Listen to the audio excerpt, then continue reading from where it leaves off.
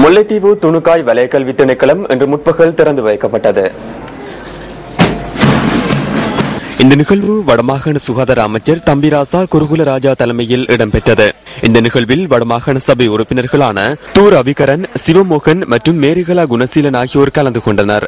இந்த சந்தியால கொஞ்சம் தூரத்துக்கு அங்கால போனால் ஒருவருமே சுடுகாடு மாதிரி ஒருவருமே அது கிட்ட வரவே பயமா இருக்கும். அங்கே இந்த வரைக்க இதுல சுடு விழுமா இல்லாட்டி என்ன நடக்குமா என்று தெரியாமல் தான் தப்பி பிழைச்சு அங்காளி பக்கம் போறது. அவ்வாறான ஒரு சூழ்நிலையில இருந்து இப்பொழுது ஒரு வித்தியாசமான சூழமைக்குள்ளே நாங்கள் வந்திருக்கிறோம்.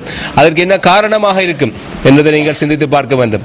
மக்களுடைய வாக்கு, நீங்கள் உங்களுடைய வாக்குகளை இந்த வடக்கு மாகாண சபைக்கு எங்களுக்கு அளித்ததன் பலனாக நாங்கள் வடக்கு மாகாண சபை ஒன்றை ஸ்தாபித்தோம். பலரும் பல வேளைகளிலே பேசுவார்கள் வடக்கு மாகாண சபை என்ன செய்ததென்ற ஒரே ஒரு முக்கியமான விடயம், மக்கள் மத்தியிலே நாங்கள் சரியான முறையிலே போய் சேர்ந்திருக்கிறோம். என்ன மாதிரி அவர்கள் தங்களுடைய வாக்குரிமையை பயன்படுத்துவது, மக்கள் எவ்வாறாக தங்களை ஆட்சி செய்பவர்களை தெரிந்தெடுப்பது என்பதை தெளிவாக நாங்கள் அவர்களுக்கு கூறியிருக்கிறோம்.